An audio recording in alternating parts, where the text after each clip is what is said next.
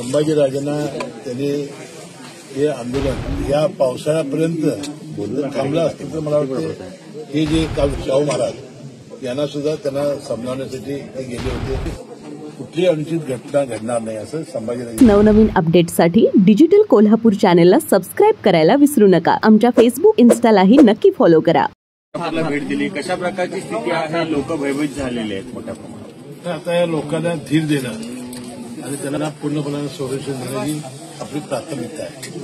आता हे लोकांचं जीवन पूर्वपदावर कसं येईल यासाठी शासन प्रयत्न करते आणि त्यांच्या मनात जी भीती बसलेली आहे ती भीती दूर करतात आणि शासन हे तुमच्या मागे आहे हे ठामपणाने सांगतात. हे काम पहिल्यांदा आपल्याला करावं लागेल. आता कलेक्टर साहेबांनी जे पहिले पंचनामे केले होते ते 2 कोटीवर होते, आता 1.5 कोटीच्या वरती त्याचं नुकसान झालेलं आहे असं त्यांनी सांगितलं. मला वाटते ही मदत लवकरात लवकर मिळवून देण्यासाठी कालच आमचे राज्याचे उपमुख्यमंत्री आमचे अजितदादा पवार आले होते. परंतु ते जवळजवळ त्यांनी 3 तास सर्व अनेक घरांची सगळी पाहणी केलेली आहे आणि त्यांनी आश्वासन दिले की ही मदत लवकरात लवकर आम्ही तुम्हाला देऊ. कोर्टानं ज्या पद्धतीनं कारवाई सुरू झालेली आहे ते जिल्हा प्रशासन आणि राज्य शासनावर ताशेरे ओढलेले आहेत. पावसामध्ये अशा पद्धतीची कारवाई करणं गरजेचं होतं का असं म्हटलेलं आहे. काय सांगाल एकूणच, आणि जी काही दंगल झाली त्याबद्दल देखील पोलीस प्रशासनावर विशेषतः ताशेरे ओढलेले आहेत कोर्टाने. शावडीच्या पेयांना सुद्धा कोर्टामध्ये हजर राहावं अशा प्रकारे आदेश आहे. आता मी काय तो निकाल वाचला नाही, पण तुम्ही विमानतळावर येत असताना मला ईबीपी माझ्याने माझी मुलाखत घेतली आणि जितेंद्र आव्हाड ते सांगत होते की हे असं काय घटना. मी म्हटलं निकालाचं वाचन करू आणि आता त्यात न्यायालयाने काय म्हटलेलं आहे आणि काय आमचं प्रशासनाची चूक झालेली आहे त्याबद्दल आम्ही निश्चितपणानं त्यांनी ॲफिडेव्हिट करायला सांगितलं ते आम्ही त्या शपथपत्र त्याविषयी आम्ही दाखल करू. प्रशासनाची चूक झाली असं वाटत नाही का आपण, कारण ज्या पद्धतीने हे प्रकरण सगळं हाताळलं ते कुठेतरी चुकलेलं आहे. आता काय झालेलं होतं की मला प्रशासनाकडनं जे कळालं की संभाजीराजांना ते 2-3 जाऊन भेटले होते. संभाजीराजांना त्यांनी हे आंदोलन हे असं उच्च न्यायालयामध्ये स्थगिती असल्यामुळं आम्हाला अतिक्रमण काढण्यामध्ये अडचण आली. मग आणि सुद्धा अॅडव्होकेट जनरलकडे जाऊन यामध्ये काय करावं याचा कायदेमंत्र्यांना सुद्धा ते देत होते. त्यानंतर प्रशासनाने छत्रपती खासदार शाहू महाराज यांना सुद्धा त्यांना समजावण्यासाठी ते गेले होते. त्यांचाही तो फोन झाला होता आणि थोडं या पावसाळ्यापर्यंत थांबलं असतं तर मला वाटतं हे जे काल झालेलं घडलं नसतं. आता याच्यामध्ये उच्च न्यायालयाने सांगितलं की पावसाळ्यापर्यंत करू नका. आता उच्च न्यायालय यांचं शासनाचं प्रशासन म्हणणं होतं की ज्याला स्थगिती नाही तीच आम्ही अतिक्रमण काढत होतो. आता नेमकं न्यायाधीशांनी काय म्हटलेलं आहे याचा नक्की 29 तारखेला तारीख होईल. त्याच दिवशी आज ही पहिलीच तारीख झाली. आता पहिलं काम आपलं सगळ्यांचं काय की पूर्वपदावर कशी परिस्थिती येईल आणि हे जे निर्दोष लोकांचे जे हल्ले झालेले आहेत त्या लोकांचं जीवन कसं सुस्थिर होईल, त्यांच्या मनातील भीती जी आहे ती भीती कशी दूर होईल आणि त्याला आधार कसा देता येईल ही बघण्याची गरज आहे. मला वाटतं ते पहिलं काम आपण सर्वांनी मिळून करूया. नक्कीच, पण त्याचबरोबर रविवारी जो पोलीस फौजफाटा गरजेचा होता पांढरपाणीपासून जो आत्ता लावण्यात आलेला आहे, माध्यमकर्मींना देखील अडवलं जाते वरती जाण्यापासून, त्यांची प्रत्येक वेळेला नोंद करून घेतली जाते मग सोडलं जातं. इव्हन ड्रोन कॅमेरे देखील पोलीस प्रशासनाने मागवलेले होते, ते ऐन वेळेला कॅन्सल झाले काही कारणास्तव.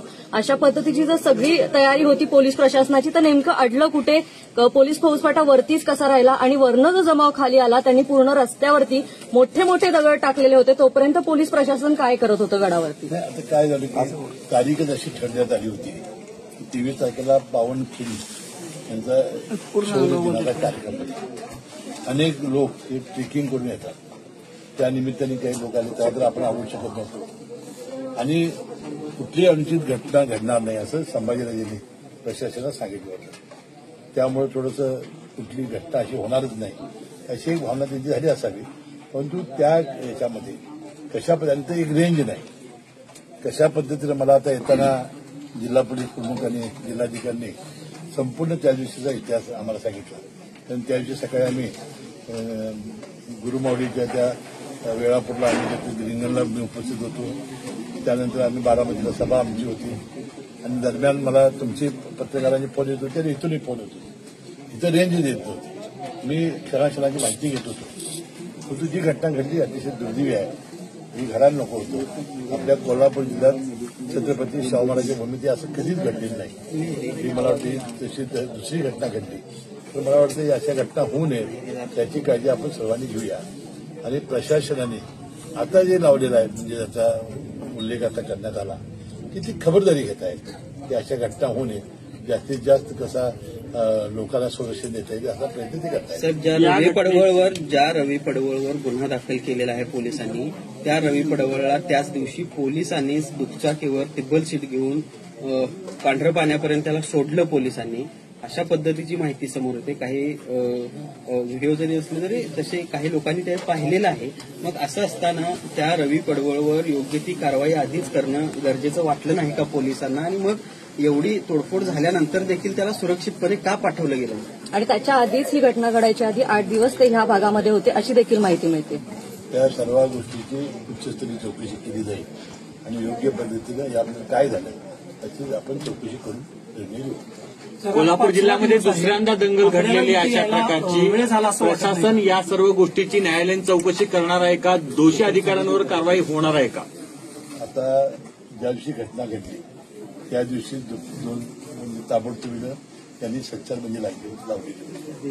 मी जिल्हा पोलीस स्टेशनला विचारलं किंवा मिळून बोलतो म्हणजे आपण संचारबंदी लावल्याने आपण साहेब या लागलो की अनेक लोक येते काँग्रेसची मंडळी दुसऱ्या दिवशी येऊन गेली. कारण त्यांना येणंच आवश्यक होतं.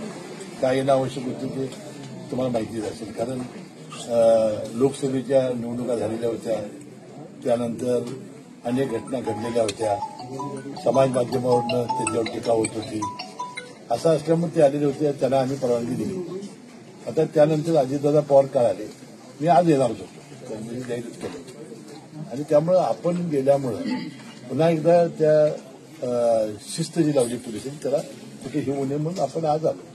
आज विमान माझं कॅन्सल झालं तरी शेवटी खाजगी विमान काढून मी आलो. आज कोणत्याही विशाळगडला जायचं ते पण केलं नाही. आज विशाळगडाने सुद्धा मला साथ दिली इथे यायला. राजर्षी शाहूंच्या भूमीत गेल्या 1.5 वर्षात दुसऱ्यांदा अशी घटना घडते. जातीय सलोखा बिघडवण्याचा प्रयत्न करत असल्याची टीका होती. काही मंडळी जातीय सलोखा बिघडवण्याचा प्रयत्न करतात. जी वस्तुस्थिती आहे ती शोधून काढून आपल्याला हे थांबवलं पाहिजे. साहेब, या सगळ्या प्रकाराला सतेज पाटील यांनी पोलीस अधीक्षकांना जबाबदार धरलेला आहे. त्यांची या भूमिकेवर संशय व्यक्त केला आणि त्यांच्या बदलीची मागणी देखील त्यांनी केली आहे. आता विरोधक काय करणार हा त्यांचा प्रश्न आहे. आपण आता ही परिस्थिती नियंत्रणात आणूया आणि नंतर ह्या सगळ्या गोष्टी आपण करत बसूया. पहिल्यांदा या भयभीत लोकांना संरक्षण देणं, त्यांच्या मनातील भीती दूर करणं आणि जीवन त्यांचं पूर्वपदाला आणणं हे काम आपण करूया. थँक्यू.